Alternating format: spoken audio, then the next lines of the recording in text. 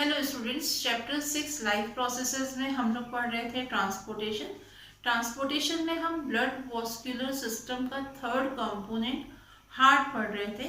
Last class में हम लोगों ने स्ट्रक्चर ऑफ हार्ट पढ़ा था। आज हम पढ़ेंगे वर्किंग ऑफ हार्ट, कि हमारा हार्ट जो है वो किस तरह से वर्क करता है। अब हम पढ़ते हैं working of human heart. The sequence of events which take place during the completion of one heartbeat is called cardiac cycle. One heart beat के कंप्लीशन में जो भी इवेंट्स होते हैं उन इवेंट्स के सीक्वेंस को हम बोलते हैं cardiac cycle. It involves repeated rhythmic contraction and relaxation of heart muscles. और इस कार्डियक साइकिल में क्या होता है, हमारे हार्ट में, ह्यूमन बीइंग का जो हार्ट है उसमें कॉन्ट्रैक्शन और रिलैक्सेशन होता है हार्ट की मसल्स में। और ये एक रिदमिक प्रोसेस होते हैं। रिदमिक कॉन्ट्रैक्शन एंड रिलैक्सेशन हो रहा है, एक लय के रूप में होता है। रिपीटेड कॉन्ट्रैक्शन एंड रिलैक्सेशन होता है, इसीलिए कहा गया है कि it involves repeated rhythmic contraction and relaxation of heart muscles. लगातार हार्ट की जो मसल्स होती हैं उनमें कॉन्ट्रैक्शन होता है, रिलैक्सेशन होता है, तो ये प्रोसेस रिपीट होती रहती है। Contraction is called systole, contraction को सिस्टोल कहा जाता है, and relaxation is called diastole, और जो रिलैक्सेशन होता है मसल्स का इसको डायस्टोल कहा जाता है। The deoxygenated blood from various parts of the body is poured into right atrium through large veins called vena cava. यहाँ पर आप देखोगे कि ये सुपीरियर वेना केवा है, यहाँ पर ये इंफीरियर वेना केवा है। जब हमने ब्लड वेसल्स पढ़ी थी तब हमने पढ़ा था कि वेना केवा सबसे बड़ी वेन होती है जो बॉडी के डिफरेंट पार्ट्स से छोटी छोटी वेन्स ब्लड को कलेक्ट करके लेकर के आती हैं। वो कहाँ पर डाल देती है, वेना केवा में डाल देती हैं। तो जो इंफीरियर वेना केवा होती है, ये कौन सी वेना केवा है, इंफीरियर वेना केवा है ये वाली। इंफीरियर वेना केवा बॉडी के लोअर पार्ट से ब्लड को कलेक्ट करती है, डीऑक्सीनेटेड ब्लड को कलेक्ट करती है। और सुपीरियर वेना केवा बॉडी के अपर पार्ट से डीऑक्सीजनेटेड ब्लड को कलेक्ट करती है। और ये ब्लड कहाँ पर आता है, ये ब्लड आ जाता है राइट एट्रियम में। मीन्स यहाँ पर राइट एट्रियम में डीऑक्सीजनेटेड ब्लड कलेक्ट होता है। As the right atrium contracts, the corresponding right ventricle expands and blood through tricuspid valve gets collected. It then pumps it to the lungs for oxygenation by pulmonary arteries. यहाँ पर जब deoxygenated blood आया, right atrium contract हुआ। जब right atrium contract होता है तो उस टाइम यहाँ पर राइट वेंट्रिकल जो है ये क्या होगा, एक्सपांड हो जाएगा। और ब्लड जो राइट एट्रियम में था ये एक ट्राइकस्पिड वाल्व की हेल्प से कहाँ पर आ जाएगा, ये आ जाएगा पर राइट वेंट्रिकल में। जब हमने स्ट्रक्चर ऑफ हार्ट पढ़ा था तब हमने देखा था कि यहाँ पर ये जो सेप्टम रहता है राइट एट्रियम और राइट वेंट्रिकल के बीच में, जिसे हमने इंटर एट्रियल वेंट्रिकुलर सेप्टम कहा था, यहाँ पर जो वाल्व प्रेजेंट था वो ट्राइकस्पिड वाल्व था। तो ये वाल्व के थ्रू जो ब्लड होगा, कौन सा ब्लड, यहाँ पर जो डीऑक्सीजनेटेड ब्लड था, इस वाल्व के थ्रू ये ब्लड कहाँ पर आ जाएगा, राइट वेंट्रिकल में आ जाएगा। और राइट वेंट्रिकल से ये ब्लड पल्मोनरी आर्टरी के थ्रू कहाँ पर पहुँचेगा, लंग्स में पंप हो जाता है। और लंग्स में ये ब्लड जाता है ऑक्सीजनेशन के लिए। अभी हमने पढ़ा था कि यहाँ पर इस पार्ट में कौन सा ब्लड था, डीऑक्सीजनेटेड ब्लड था, और यहाँ से ये ब्लड जो है वो लंग्स में जाएगा ऑक्सीजनेशन के लिए। आप देख रहे हैं यहाँ पर ये पल्मोनरी आर्टरी जो है वो आपको एक आर्टरी दिख रही है, आगे जाकर के ये 2 ब्रांचेस इसकी दिखाई दे रही हैं। एक ब्रांच जो है ये साइड आप देखेंगे राइट पल्मोनरी आर्टरी है जो राइट लंग में ब्लड को लेकर के जाती है फॉर ऑक्सीजनेशन। और इसकी जो दूसरी ब्रांच है वो लेफ्ट पल्मोनरी आर्टरी है जो लेफ्ट लंग में ब्लड को लेकर के जा रही है। जितनी भी आर्टरीज रहती हैं वो ऑक्सीजनेटेड ब्लड को कैरी करती हैं, लेकिन पल्मोनरी आर्टरी डीऑक्सीजनेटेड ब्लड को कैरी करती है। और ये ब्लड को कहाँ से कहाँ लेकर के जा रही है, ये राइट वेंट्रिकल्स से लेकर के जा रही हैं दोनों लंग्स में, लेफ्ट लंग और राइट लंग में for oxygenation. In the lungs, this blood become oxygenated and returned to the heart by pulmonary veins. Pulmonary arteries के थ्रू ब्लड लंग्स में गया और लंग्स में ऑक्सीजनेटेड होने के बाद में, ऑक्सीजनेशन होने के बाद में ये पल्मोनरी वेन्स के थ्रू कहाँ पर आ जाएगा, आएगा ये लेफ्ट एट्रियम में। यहाँ पर हम देख रहे हैं ये लेफ्ट पल्मोनरी वेन्स है जो कि लेफ्ट लंग से ब्लड को लेकर के आ रही है। और यहाँ पर इस साइड आप देख रहे हैं राइट पल्मोनरी वेन्स हैं जो राइट लंग्स से ब्लड को लेकर के आती हैं और ये कहाँ पर ओपन हो रही है, ये ब्लड को कहाँ पर पोर कर रही है, इस पोर्शन में लेफ़्ट एट्रियम में पोर करती हैं। और ये लेफ़्ट एट्रियम में कौन सा ब्लड है, अब ऑक्सीजनेटेड ब्लड है। यहाँ पर हमने देखा कि जो पल्मोनरी वेन्स हैं वो ब्लड को लंग्स से कलेक्ट करके राइट एट्रियम में ला रही हैं, लेफ़्ट एट्रियम में पोर कर रही हैं, लेफ़्ट एट्रियम में डाल रही हैं ब्लड को। यहाँ पर ये जो ब्लड रहता है वो ऑक्सीजनेटेड ब्लड है। जितनी भी वेन्स होती हैं वो डीऑक्सीजनेटेड ब्लड को कैरी करती हैं, बॉडी के डिफरेंट पार्ट से ब्लड को कलेक्ट करती हैं और हार्ट तक लेकर के आती हैं। लेकिन पल्मोनरी वेन इसका एक्सेप्शन है। पल्मोनरी वेन में ऑक्सीजनेटेड ब्लड होता है। पल्मोनरी वेन्स ऑक्सीजनेटेड ब्लड को कैरी करती हैं, कहाँ से कहाँ तक, ये ऑक्सीजनेटेड ब्लड को लंग्स से लेकर के आती हैं और हार्ट के लेफ्ट एट्रियम में पोर करती हैं। Oxygen rich blood from the lungs enter the left atrium. The left atrium relaxes when it is collecting the blood. Then it contracts while next chamber, that is left ventricle, expands so that blood is transferred to it. अभी हमने पढ़ा कि lungs से blood left atrium में आया, किसके through आया, pulmonary veins के थ्रू आया।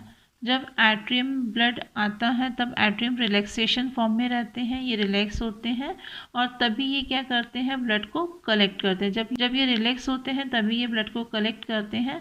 और जब ये कॉन्ट्रैक्ट होते हैं, जब एट्रियम कॉन्ट्रैक्ट होंगे तब उस टाइम वेंट्रिकल जो रहता है वो एक्सपांड होता है। तो ये जो लेफ़्ट वेंट्रिकल है वो एक्सपांड होगा ताकि ब्लड जो है वो लेफ़्ट एट्रियम से लेफ़्ट वेंट्रिकल में ट्रांसफ़र हो सके। From the left ventricle, the blood is pumped to various parts of the body through aorta, that is the largest artery. Oxygenated blood from lungs enter the left atrium through pulmonary veins.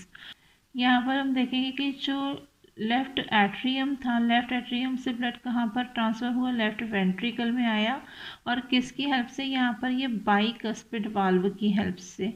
जब atrium contract हुआ उस time ventricle जो था वो expand हो गया था और जिसकी वजह से ये वाल्व जो है ये ओपन हो जाता है। हमने पढ़ा था कि लेफ़्ट साइड में एट्रियम और वेंट्रिकल का जो सेप्टम रहता है, यहाँ पर एट्रियल वेंट्रिकुलर सेप्टम जो था लेफ़्ट साइड में, वहाँ पर जो वाल्व प्रेजेंट था वो बाइकस्पिड वाल्व था। यहाँ पर जो ऑक्सीजनेटेड ब्लड होता है ये ब्लड लेफ़्ट एट्रियम से लेफ़्ट वेंट्रिकल में बाइकस्पिड वाल्व के थ्रू आता है और यहाँ से ये ब्लड जो होता है ये एओर्टा, ये आप देख रहे हैं यहाँ पर आने के बाद में ब्लड जो है ये एओर्टा के थ्रू, ये यहाँ पर देख रहे हैं एओर्टा में आने के बाद में ये पूरी की पूरी बॉडी में सर्कुलेट होता है। यहाँ पर कौन सा ब्लड होता है, ये ऑक्सीजनेटेड ब्लड होता है और ऑक्सीजनेटेड ब्लड लंग्स से एंटर कहाँ पर हो रहा है, लेफ्ट एट्रियम में होता है। किसके थ्रू हो रहा था, ये पल्मोनरी वेन्स के थ्रू एंटर होता है।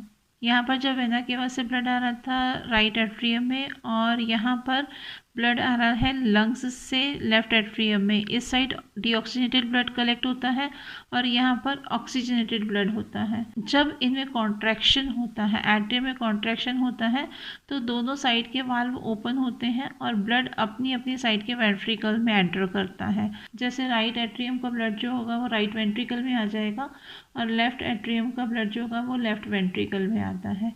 जब वेंट्रिकल में कॉन्ट्रैक्शन होता है तो यहाँ से ब्लड राइट वेंट्रिकल से ब्लड जो है वो लंग्स में जाता है ऑक्सीजनेशन के लिए और लेफ्ट एट्रियम से ब्लड जो है वो एओर्टा में जाता है पूरी बॉडी में सर्कुलेट होने के लिए। तो इस टाइम पर यहाँ पर ये जो वाल्व होते हैं ये वाल्व क्लोज हो जाते हैं ताकि ब्लड का बैक फ्लो ना हो सके। बैक फ्लो से मतलब क्या है कि ब्लड वापस जिस जगह से आया है वहाँ पर ना जा सके। तो ये वाल्व जो होते हैं वो क्लोज हो जाते हैं जिससे ब्लड का बैक फ्लो नहीं हो पाता है। The heart is the central organ for pumping the blood throughout the body. Heart is made up of strong cardiac muscles. Heart pumps liquid blood, a tissue which transports nutrients, gases, waste, etc. along with it.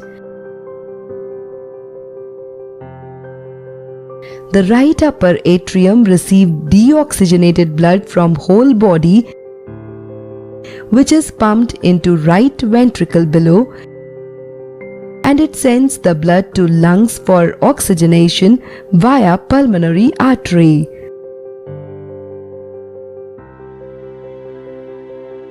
After oxygenation, blood travels through pulmonary vein and is received in upper left chamber, that is left atrium, which pumps it into left ventricle below. Then it is pumped into aorta, which is source many arteries which carries oxygenated blood to different parts of body.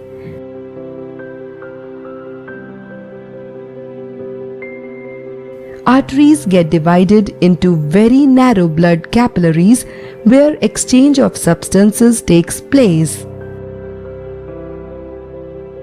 Capillaries forms a web-like network to reach maximum cells.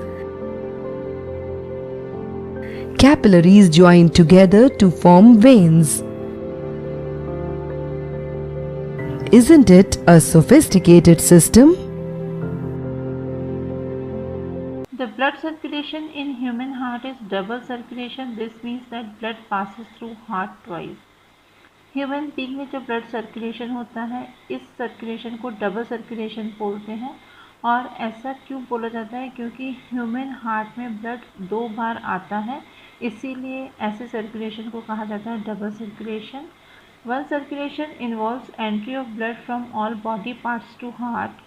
This blood is deoxygenated which goes to lungs for oxygenation. पर हमने पढ़ा था कि हमारा जो blood होता है वो पहले वेना केवा के थ्रू कहाँ पर आता था? राइट एट्रियम में आता है। राइट एट्रियम से राइट वेंट्रिकल में आता है। राइट वेंट्रिकल से ये ब्लड जो है पल्मोनरी आर्टरी के थ्रू कहाँ पर जा रहा है? ये लंग्स में जा रहा है ऑक्सीजनेटेड होने के लिए। तो यहाँ पर फर्स्ट सर्कुलेशन में क्या हो रहा है कि ब्लड जो है वो एंटर कर रहा है बॉडी के ऑल बॉडी पार्ट्स से। बॉडी के जो डिफरेंट बॉडी पार्ट्स हैं वहाँ से ब्लड एंटर कर रहा है। कहाँ पर? हार्ट में एंटर कर रहा है। यहाँ से डीऑक्सीजनेटेड ब्लड जो है वो लंग्स में जा रहा है।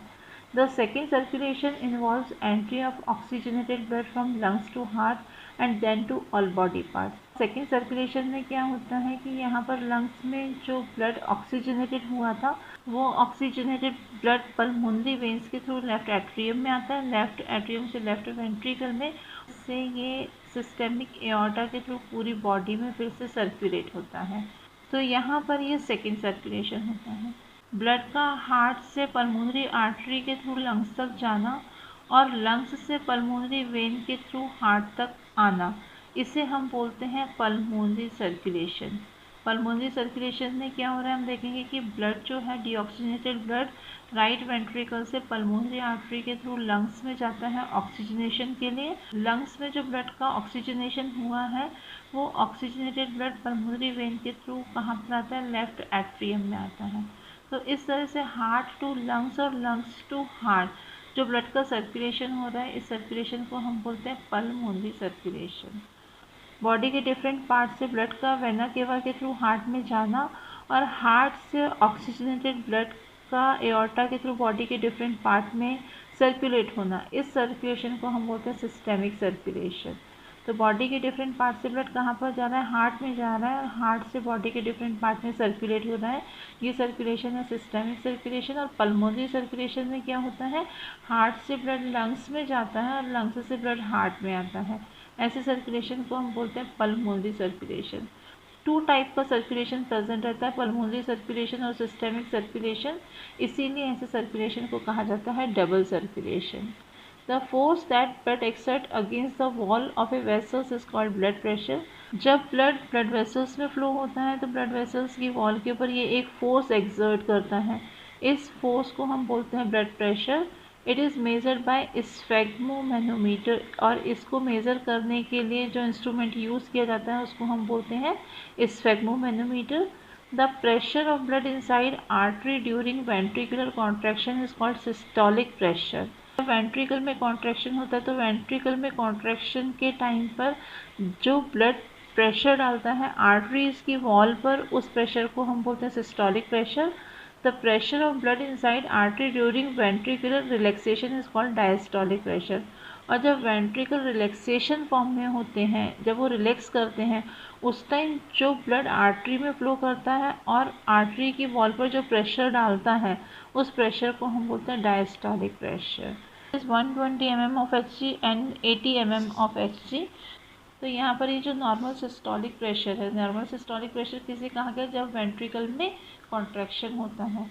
तो ये जो सिस्टोलिक प्रेशर है ये कितना होता है, 120 mm of Hg होता है। आपको मालूम है कि ये प्रेशर की यूनिट होती है। और जब वेंट्रिकल रिलैक्सेशन फॉर्म में होते हैं, जिसे हमने डायस्टोलिक प्रेशर कहा है, तो नॉर्मल डायस्टोलिक प्रेशर कितना होता है, 80 mm of Hg होता है ये।